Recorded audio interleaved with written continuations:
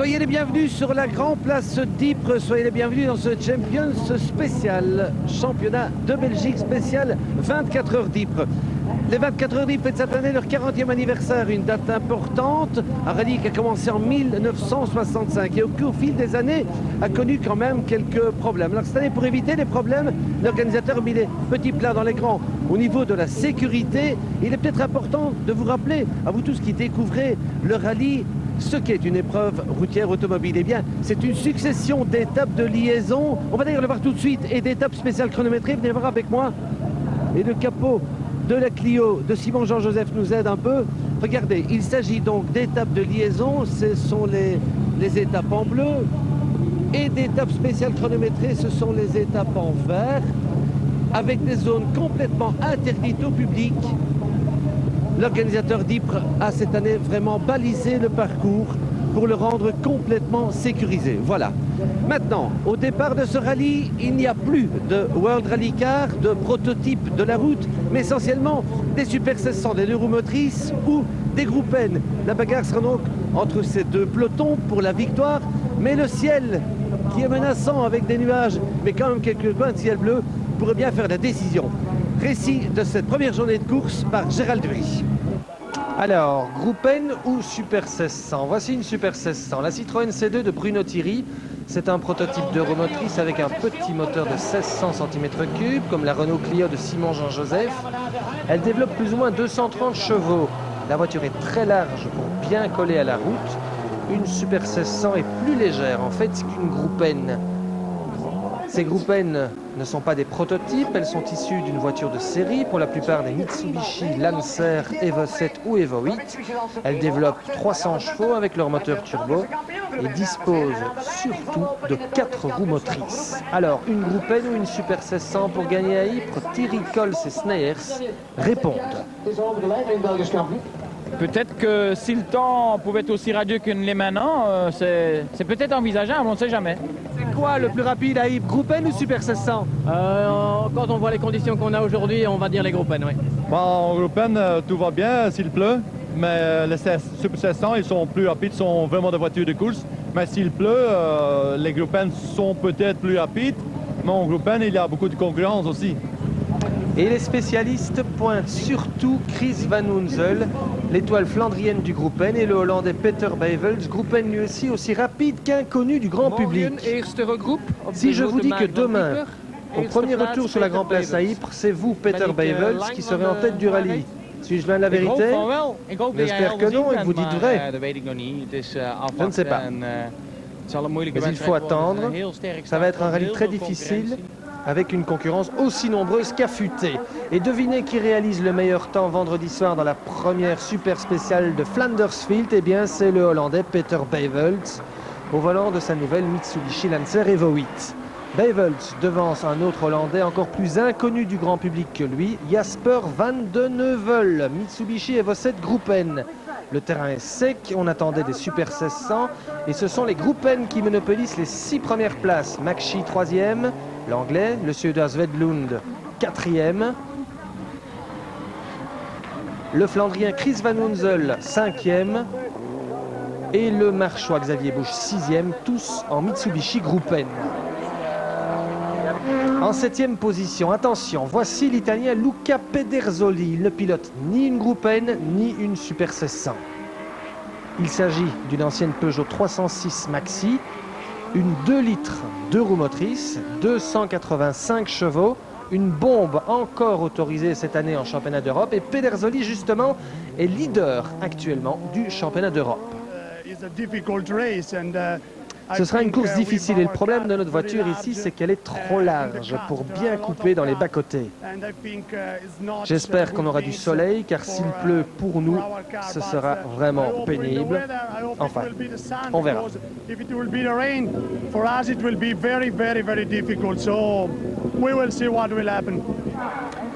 Voici la première Super 1600 dans cette première spéciale. Elle est seulement 8e. C'est la Citroën C2 de Bruno Thierry. Il a concédé presque 1 seconde au kilomètre au meilleur temps de Peter Bevels. Larry Cols sur la Renault Clio signe le même chrono que Thierry au 10e près. Dominique Breunel en groupe N est 10e. Peter Schoon, le champion de Belgique, pour la première fois à Ypres avec une Renault Clio Super 1600, est à moins d'1 seconde de Larry Coles. Et devant, l'invité vedette de Renault, le spécialiste de la Clio, le Martiniquais Simon Jean-Joseph, qui nous emmène à bord. 30 mètres, léger droite à fond, sur gauche à fond, sur gauche frein pas corde rail, dans droite frein rail, sur à gauche on écoute 50. Simon Jean-Joseph, néophyte à Ypres. Moi, je vais vous dire, que vous me mettiez dans la première spéciale, dans la troisième ou dans la cinquième, elles sont toutes pareilles, tellement je suis perdu et je ne sais pas où on va. Mais néanmoins, je dirais que c'est justement là le challenge. Challenge relevé avec, derrière Jean-Joseph, 5 pilotes en 3 secondes. Le Tchèque Jan Dick, Chris Prinsen avec une petite Clio de série, incroyable, Jean-Pierre Van de Hover en groupe N, Bob Colsoul, un peu trop chaud, et Bernd Kazir sur la Fiat Punto Super 1600. Le Hollandais Jan de Winkel est sorti de la route. Regardez son flanc gauche. Il perd 3 minutes et gêne considérablement Marc Duet, seulement 27e, et Olivier Collard, 37e. En voilà 3, de Winkel, Duet et Collard, dont les espoirs de victoire s'envolent déjà. Samedi matin, les nuages sont menaçants au-dessus de la Grand Place à Ypres. Le rallye va vraiment commencer avec les spéciales de Gulluvelt et Zonnebeek, ensuite Sint-Julian et Merkem. Il vient de pleuvoir, le choix des pneumatiques est cornélien et Peter Bavelt sent qu'il a un bon coup à jouer avec les 4 roues motrices de sa groupe N. Meilleur temps à Gulluvelt et deuxième temps à Zonnebeek à 5 dixièmes de Chris Van Wunzel que voici. Bavelt confirme son statut de leader. Ja, goed. Ouais, tout va bien. Gladjes. C'est très glissant, mais on roule prudemment car c'est encore long. Sur un sol aussi glissant, les groupes N font la différence. Van den Heuvel est 3e. Makshi 4e. Et vous le voyez, c'est une véritable patinoire. Xavier Busch 5e, tout en finesse. Par contre, le Suédois Svedlund va sortir de la route pour aller vite à Ypres. Il faut bien sûr attaquer, mais ce n'est pas tout, comme l'explique Xavier Busch. Il faut rouler malin, il n'y a rien à faire. On peut aller un peu plus vite, mais regarde Svedlund, hein. Première spéciale dehors. Hein. Schoon dans la deuxième, 2 minutes. Qui ça? Qui ça? Eh bien, le champion de Belgique, Peter Schoon. Il vient de sortir de la route avec sa Renault Clio Super 1600. Aïe, aïe, aïe. Ouais, j'ai sorti. Les autres ont tous pris des mixtes avec et moi j'ai des slicks aussi à l'arrière et la voiture est partie. Et bon, je suis tombé dans un fossé, pas doucement, pas vite, mais assez profond et ça a pris quelques temps avant que les gens puissent me sortir. Le peloton des Super 1600 souffre. Bernd Kazir sur la Fiat Punto domine la catégorie. C'est super dangereux, c'est très glissant et on doit faire vraiment très attention à ne pas faire des erreurs parce qu'on a eu déjà quelques fois chaud et c'est vraiment des pièges, beaucoup de pièges pour l'instant. Même discours chez Bruno Thierry qui ouvre la route avec son numéro 1. Le pilote Citroën s'est fait plusieurs chaleurs lui aussi. Regardez comme ça glisse.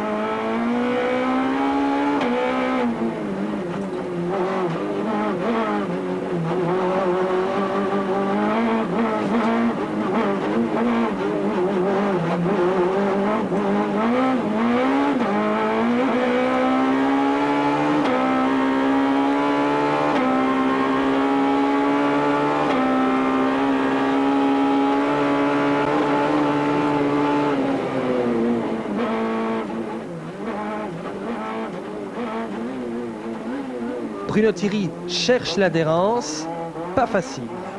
Ah, c'est une vraie loterie, hein, c'est difficile. On a vite changé de pneus au départ, en stress, et on était un peu nerveux, il a plu, il fait vraiment très piégeux parce que là, on est en intermédiaire devant, en slick derrière et la voiture est vraiment très vicieuse. On a frôlé la correctionnelle dans la première, alors limite. Rouler avec les essuie-glaces sur des routes nouvelles et étroites, c'est apparemment un challenge qu'apprécie le Martiniquais Simon Jean-Joseph, toujours aussi affable.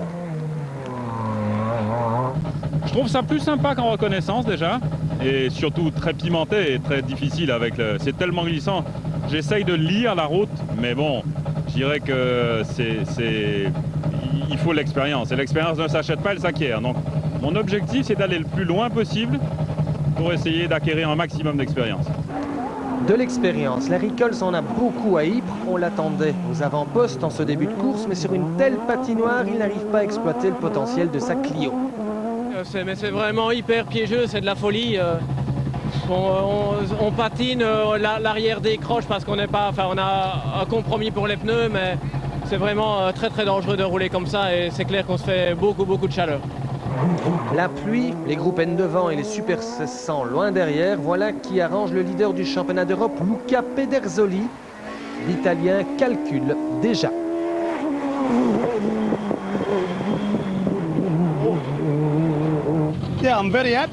Ouais, je suis très content. Car pour moi, le plus important, c'est que Bruno Thierry et Simon Jean-Joseph ne marquent pas de points pour le championnat d'Europe.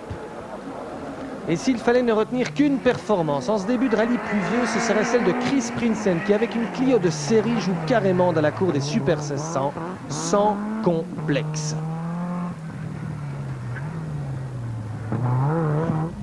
Vous allez manger des épinards à l'assistance, comme Popeye. Oui, un peu, hein. De temps en temps, ça sert quand même. Hein. Vous attaquez fort avec la groupe N pour faire des temps comme ça?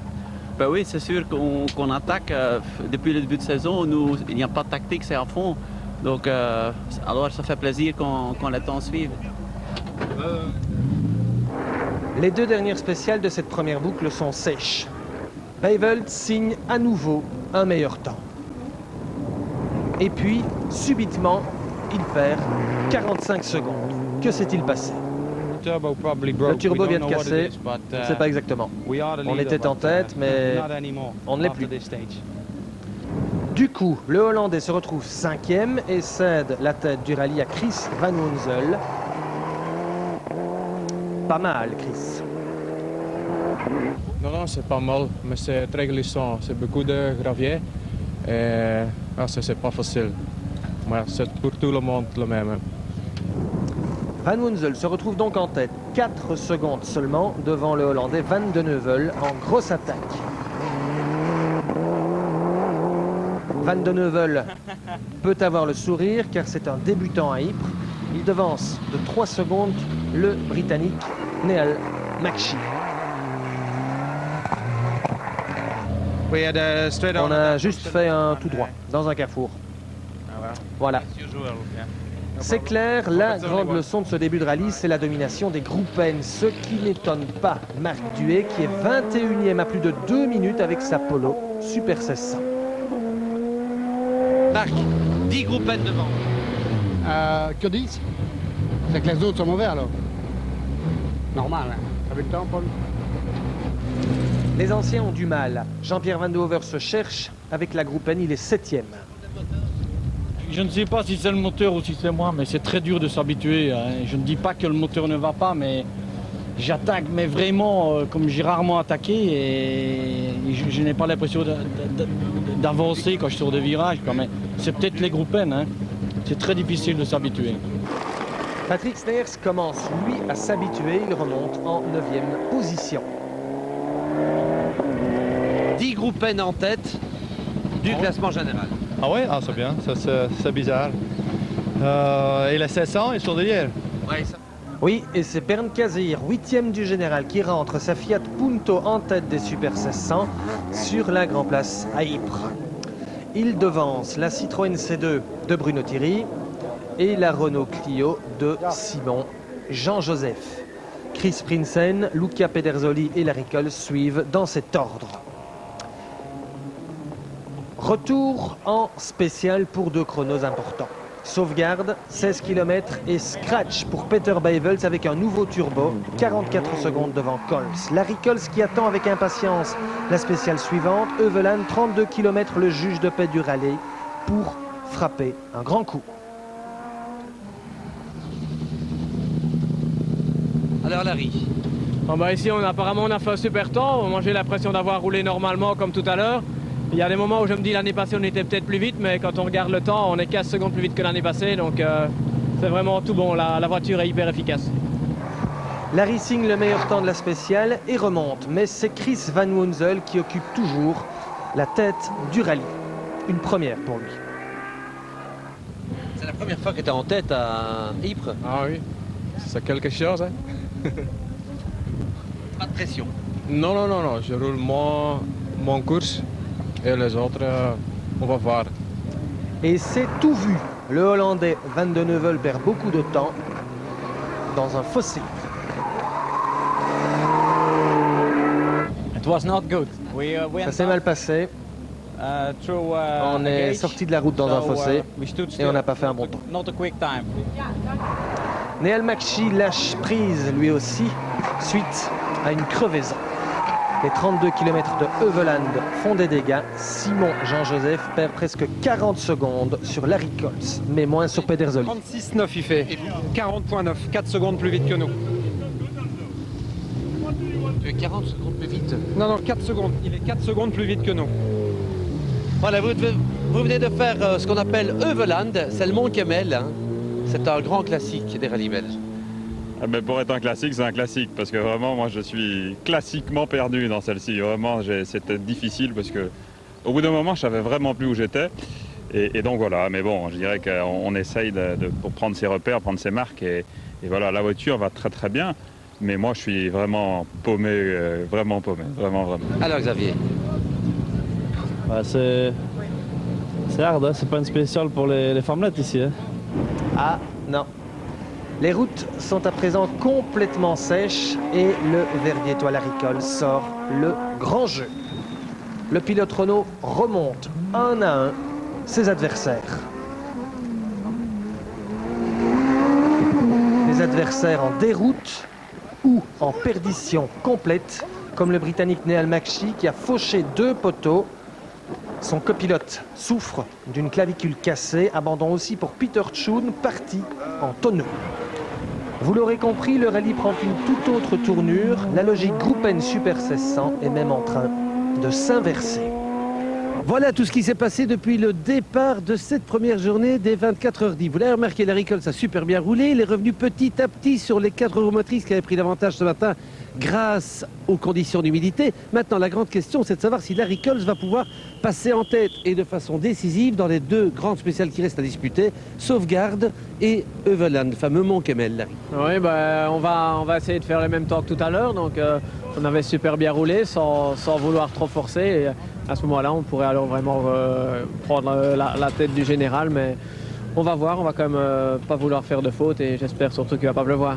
Vous roulez fort vite maintenant ou vous en préservez encore? On roule à un très bon rythme et s'il fallait aller plus vite, on pourrait encore aller un peu plus vite, mais en prenant plus de risques. Ok, allez-y. Foncez dans votre Clio qui vous attend. Cette 2 roues motrices qui crée la surprise en devançant les 4 roues motrices ici à Ypres. 2 grandes spéciales, Sauvegarde, Heuveland, Larry Colts s'isole-t-il en tête? Réponse tout de suite.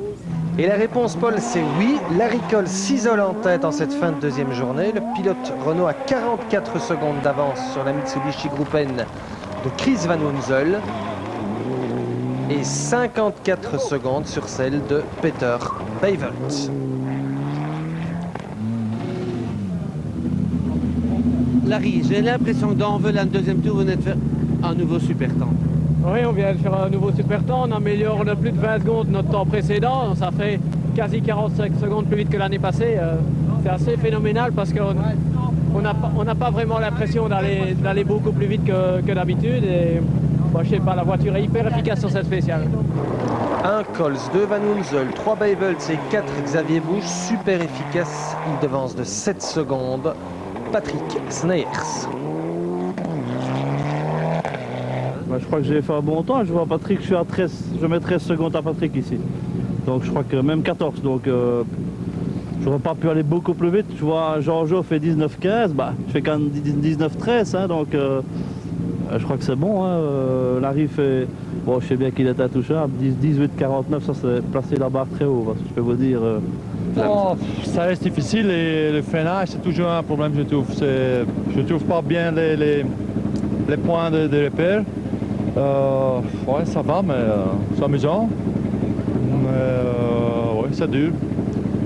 La deuxième Super 1600, c'est la Fiat de Bernd Kazir. Il est 6e à 1 minute 47 de Larry Coles. C'est énorme. Simon Jean-Joseph est 3e en Super 1600. Une sacrée performance lorsqu'on découvre Ypres. Jean-Joseph devance d'ailleurs 2 spécialistes du Westhoek, Dominique Breunel et Bruno Thierry, 9e.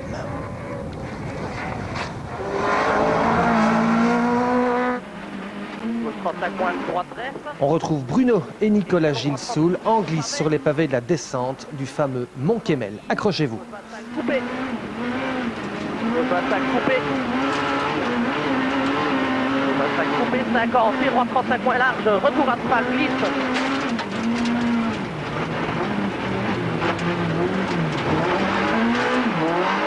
Droite 25 points, pas corde. Thierry, seulement 9e, a des problèmes.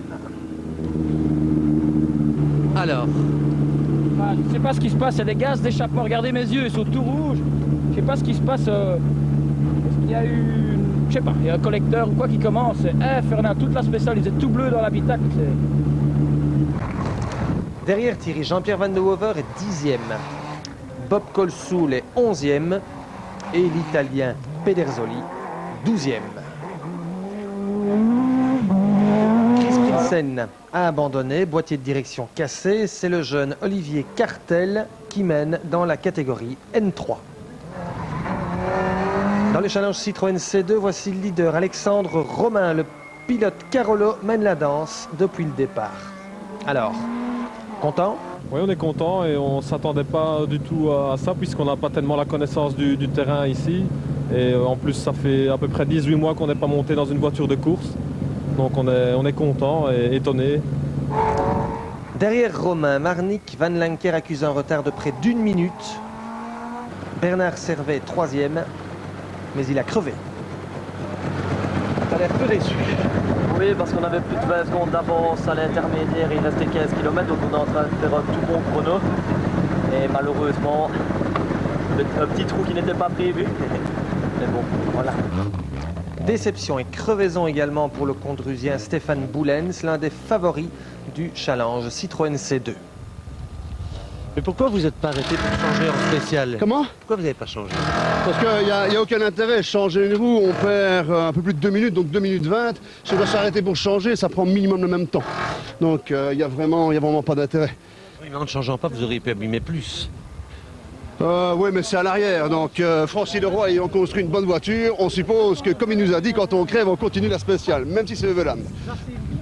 Enfin, pour le jeune Cédric Cherin, c'est fini. Voici sa sortie de route filmée par un vidéaste amateur, Olivier Champenois de Chimay. C'est joli, n'est-ce pas? La région des monts, entre Ypres par là et la frontière française par là. Le Mont Rouge, le Mont Descas, le Mont Kemmel aussi, ce fameux Mont Kemmel où Larry Coles a pris le pouvoir sur les 24 heures d'Ypres. En principe, Larry est bien parti pour gagner, mais attention, en ce dimanche, il reste encore 100 km de spécial et 8 épreuves à parcourir. Voici, avec Damien Letry, les résultats de la première spéciale dominicale. Et on vient de recevoir les résultats de la première spéciale de ce dimanche matin. Larry Coles n'a connu aucun problème, pas de pluie, un sol toujours sec. Le pilote Renault reste en tête de ce rallye. Par contre, ça se bouscule derrière lui avec Chris Van Wunsel qui perd 8 secondes sur Peter Beivels qui signe le scratch dans cette première spéciale.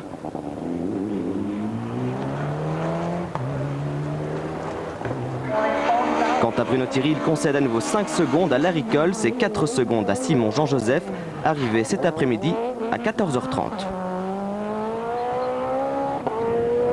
Voilà tout ce qu'il fallait savoir sur les 24 heures d'Ypres en ce dimanche matin. Tous les résultats et une première analyse chaud tout à l'heure avec Gérald Dery dans le week-end sportif de la RTBF. Maintenant, il nous reste encore une chose à faire très importante, c'est aller féliciter le vainqueur de notre Champions Challenge spécial Ypres 2004. On y va.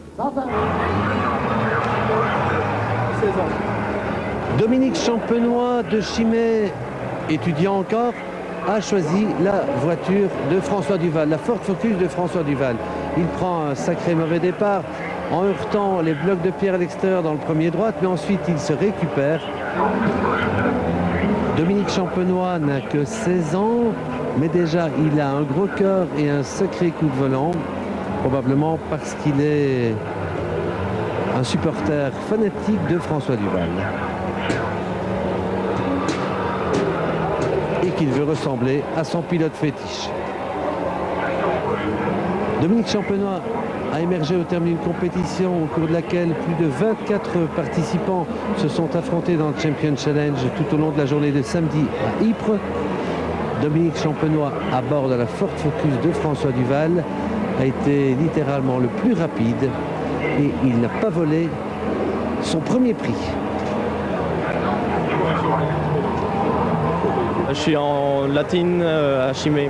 Je suis en 4e année latine donc. Tu es tellement brillant aux jeux vidéo, tu t'exerces souvent? Pas spécialement. J'ai le jeu chez moi, mais pas spécialement. Je joue de temps en temps. Ici, j'avais jamais essayé avec le volant et je trouve ça vraiment bien. Ça donne des sensations vraiment. Ça se rapproche vraiment du rallye normal, enfin pour moi en tout cas. Il est clair que ton pilote fétiche, c'est François Duval. Ouais, ça c'est...